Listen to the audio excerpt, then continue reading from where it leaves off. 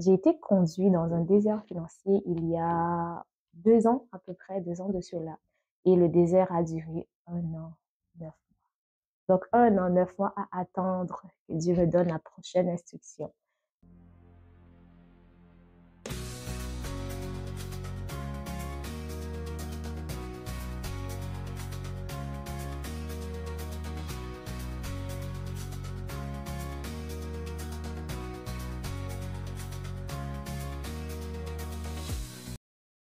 Salut à toi, salut chez toi. Alors aujourd'hui, c'est une capsule spéciale, capsule témoignage, donc témoignage en lien avec le sujet de ces derniers temps, qui est conduit dans le désert pour que Dieu puisse parler à ton cœur. Et aujourd'hui, mon témoignage est très long, mais je vais essayer de me laisser conduire, donc d'aller là où le Saint-Esprit veut nous amener et puis donc que tu sois édifié aussi. Euh, j'ai été conduit dans un désert financier il y a 2 ans, à peu près 2 ans de cela, et le désert a duré 1 an, 9 mois. Donc 1 an, 9 mois à attendre que Dieu me donne la prochaine instruction. Ça a commencé à partir du moment où Dieu m'a demandé, où le Seigneur m'a demandé de quitter mon travail. Et c'était très dur. J'ai essayé d'abord de négocier, de dire Seigneur, mais j'attends, faut que ci, faut que ça, faut que ci, faut que ça. Et Dieu m'a dit non, je te parle et je veux que tu me fasses confiance. Et honnêtement, j'ai quitté le travail, pas parce que j'avais foi en Dieu. Ma foi n'était pas à ce niveau-là de me dire je quitte parce que je crois que Dieu va pourvu et tout ça. J'ai quitté beaucoup plus parce que j'avais peur de désobéir à Dieu. Et je me disais que si je ne quitte pas, quand Dieu me demande de quitter, Dieu va finir par m'obliger à quitter d'une autre façon. Et je préférais moi-même avoir le choix de me dire, OK, j'ai choisi de quitter, au lieu de me dire finalement, Dieu a fini par m'enlever le travail. Donc j'ai accepté d'obéir à la parole parce que j'avais peur. Et donc, j'ai quitté mon emploi. Et les premiers 6 mois, ça s'est bien passé, honnêtement. Le Seigneur a pourvu au point que je me disais, parce que à ce moment-là, j'avais un emploi, mais j'avais aussi un organisme, donc j'étais fondatrice de l'organisme donc que je gérais, que je dirigeais et tout ça. Et je croyais que le Seigneur m'avait demandé de quitter mon emploi pour être à temps plein à l'organisme. Alors, les premiers 6 mois, étant donné que le Seigneur a pourvu d'abord par des remboursements d'impôts. Ensuite, j'ai coordonné un camp de jour l'été, donc il y avait aussi un revenu par rapport au camp de jour qui était moindre que celui que j'avais à mon emploi, mais j'avais quand même un revenu. Et je me disais, waouh, en fait, le Seigneur est fidèle. Il m'a dit de quitter, maintenant il prend soin de moi et tout ça. Et donc, cela signifie aussi que pendant les premiers 6 mois, je n'avais pas les yeux fixés sur Dieu parce que je n'avais pas compris le pourquoi j'étais rendue dans ce désir-là. Pour moi, c'était quitte ton emploi pour être à temps plein à l'organisme. Donc, moi, j'ai continué. En fait, ma vie spirituelle n'était pas plus avancée que ça. Je me suis concentrée sur planifier le camp de jour, préparer le camp de jour pour l'été. Et puis, les 6 premiers mois sont passés. Le camp de jour est terminé. Je n'avais pas de projet sur lequel travailler. Je n'avais pas de rentrée d'argent, de revenus. Et là, c'était le silence. Et ça a été le début du désert où je me demandais, je disais, Seigneur, je dois faire quoi maintenant? Je n'ai plus de salaire, je n'ai plus d'emploi, je n'ai plus rien. J'ai des dettes à payer, j'ai des factures à payer, je fais quoi? Et ça a été le silence par rapport à tout ça. Et au début, c'était très dur. C'était très dur de me dire, en fait, je ne comprenais pas. Voilà, je ne comprenais pas. Je me dis, Seigneur, tu m'as demandé de quitter mon emploi alors que j'avais un salaire, j'avais un revenu qui était stable. Maintenant, je n'ai rien. On m'appelle de partout. Mon téléphone est bloqué. On me menace, je sais pas, pour ma voiture, de prendre la voiture. On me menace pour les assurances. Donc, partout, partout, partout. Et je me dis, Seigneur, je fais quoi? Et c'est à ce moment-là que j'ai commencé à fixer les yeux sur Dieu, à passer la journée à écouter des prédications, à prier, passer du temps dans la prière, dans la méditation. J'étais centrée, j'avais les yeux fixés sur Dieu parce que je me disais, Seigneur, je veux pouvoir t'entendre et connaître la prochaine instruction que tu vas me donner. Et à certains moments, j'ai essayé, je me dis, OK, Seigneur, bon, c'est bon, ça suffit, j'en ai assez, je vais postuler pour un emploi. Et à chaque fois, ça ne fonctionnait pas. Pour une raison ou pour une autre, des fois, le CV voulait pas partir. Et là, je retournais écouter soit un témoignage, soit une prédication. C'est un moment où vraiment je me nourrissais de la parole. Mes journées, c'était je me lève, je prends le temps de prier, je prends le temps d'écouter des prédications, je reste connectée à la parole de Dieu. Et c'est vraiment ça qui m'a gardée dans le désert, c'est vraiment la parole. Et oui, le Seigneur était silencieux par rapport à l'emploi, à l'instruction pour l'emploi, Mais le Seigneur n'a pas cessé de me parler au travers des prédications. Et c'est à partir de ce moment où, je me rappelle, j'écoutais une prédication, je me rappelle, je pense que c'était la sœur d'Ena Moana, qui parlait de être le ministère, faire le ministère versus être le ministère. Et c'est à partir de ce moment où je me disais, Seigneur, je comprends maintenant que tu m'amènes dans le désert pour que je sois le message, pour que je ne sois pas celle qui transmet un message, qui amène un message, mais que je sois le message. Et c'est à partir de ce moment où je disais, Seigneur, je veux participer avec toi dans ce que tu veux faire. Je sais que c'est dur, mais je veux participer avec toi. Et je disais, Seigneur, dans ce désert, je veux te voir. Je veux te rencontrer. Je ne veux pas rentrer dans un désert et sortir comme si de rien n'était, mais tant qu'à être dans le désert, je veux te rencontrer. Je disais, Seigneur, comme Agar, elle a dit, j'ai vu celui qui m'a vu, je veux voir celui qui me voit, je veux te voir, je veux te rencontrer. Et je m'appuyais aussi beaucoup sur le passage où Élie a été conduit, où Élie est allé dans le désert où il demandait la mort, mais que le Seigneur lui a donné la nourriture. L'ange est venu lui donner cette nourriture qui lui a permis d'être fortifié jusqu'au lieu de rencontre avec Dieu. Et je disais, Seigneur, je veux cette nourriture-là. Que ce soit la nourriture spirituelle, que ce soit la nourriture naturelle, mais je veux cette nourriture qui me gardera accroché, rester attaché à toi, qui me fortifiera jusqu'à ce que je te vois dans le désert.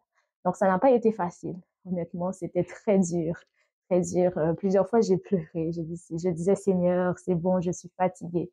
Mais parce que je savais que je participais avec Dieu, je disais, Seigneur, même si je pleure, je ne veux pas que tu m'enlèves du désert parce que je pleure.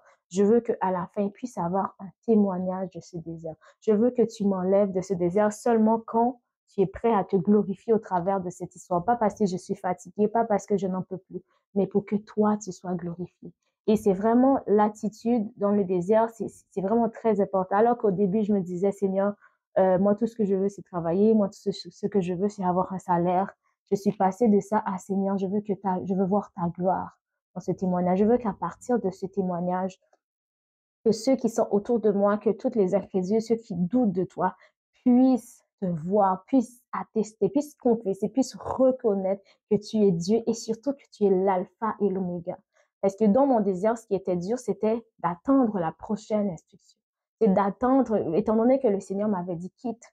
Moi, j'attendais que le Seigneur me dise, est-ce que je retourne au travail? Est-ce qu'il y a un autre plan? Quelle est la suite de cette histoire-là? Quelle est la suite de ce que le Seigneur veut me dire? Et c'était très dur d'attendre et de dire, Seigneur, je sais que tu es là parce que tu me parles, tu me donnes des messages, même si ça n'a aucun rapport avec mon emploi ou avec le salaire côté financier, mais tu es là. Donc, ça signifie que tu ne m'as pas oublié. Mais je veux savoir comment je dois faire. Quelle est la prochaine étape par rapport à ce que tu veux faire de moi au travers de ce témoignage. Et je voulais voir, rencontrer Dieu comme l'alpha et l'oméga, celui qui est le début et la fin, le commencement et la fin. Donc, 1 an et 9 mois plus tard, 1 an et 9 mois plus tard, il y a eu beaucoup de choses qui se sont passées dans le désert que, en fait, il faudrait que j'aille en détail pour vraiment vous expliquer tout ce qui s'est passé dans le désert. Mais 1 an, 9 mois plus tard, alors que j'étais couchée, à un moment où aussi le Seigneur m'avait demandé de faire un grand sacrifice et que j'étais couchée, le Seigneur m'a dit à travers un songe qu'il y avait telle institution qui était à la recherche d'employés, qui était en manque et qui cherchait du personnel. Il faut savoir que cette institution-là, parce que à partir du mois de décembre, le Seigneur m'avait fait comprendre que je changeais de saison. Et quand j'ai compris que je changeais de saison, je me disais alors je vais commencer par postuler. Et j'avais postulé à cette institution-là. Et on m'avait pas appelé, pas de message, pas d'appel, rien du tout, mais vraiment le silence zéro. Et donc, quand le Seigneur m'a dit en janvier 2025, j'ai quitté mon travail en avril, fin mai 2023, fin mai 2023, et là, on est en janvier 2025, où j'ai fait ce songe et je me disais en me réveillant, bon, c'est pas compliqué, en fait. Je sais qu'ils sont à la recherche d'employés. J'ai déjà postulé, ils m'ont rien dit. Je me dis, bon, c'est pas un message extraordinaire que j'ai reçu. Mais finalement, j'entends cette petite voix qui me dit, mais qu'est-ce que ça va te coûter? Qu'est-ce que tu perdras si tu fais juste postuler? Et donc, j'ai décidé de postuler. Et en moins de 24 heures, j'ai eu un message, d'ailleurs un courriel pour passer une entrevue. J'ai passé l'entrevue et j'ai été embauchée. J'ai même eu le choix du lieu que je devais aller travailler en moins de 24 heures. Je crois que j'ai postulé un lundi et le mercredi, le temps que je réponde au message et tout ça, le mercredi, j'ai commencé à travailler. Donc, le Seigneur m'a envoyé à une place que moi-même, je n'aurais pas été. mais j'ai compris aussi que c'était le plan de Dieu. Donc tout ça pour fortifier quelqu'un qui passe par un désert où peut-être que tu sens que le Seigneur est silencieux, que le Seigneur ne dit rien. Tu passes peut-être par un désert où personne autour de toi ne comprend. Et ça me fait penser, il y a un moment où, parce que j'ai des gens qui me soutenaient, j'ai ma sœur qui me soutenait aussi financièrement. Et à un moment donné, ma mère parlait à ma sœur et elle disait que si moi, je vais chercher un travail, ça va pouvoir soulager ma sœur et tout ça. Et ça m'a fait mal. Ça m'a fait mal et je me disais, Seigneur, en fait, les gens ne comprennent pas que tu es l'alpha et l'oméga. Les gens ne comprennent pas que celui qui a dit quitte, c'est celui-même qui dira retourne.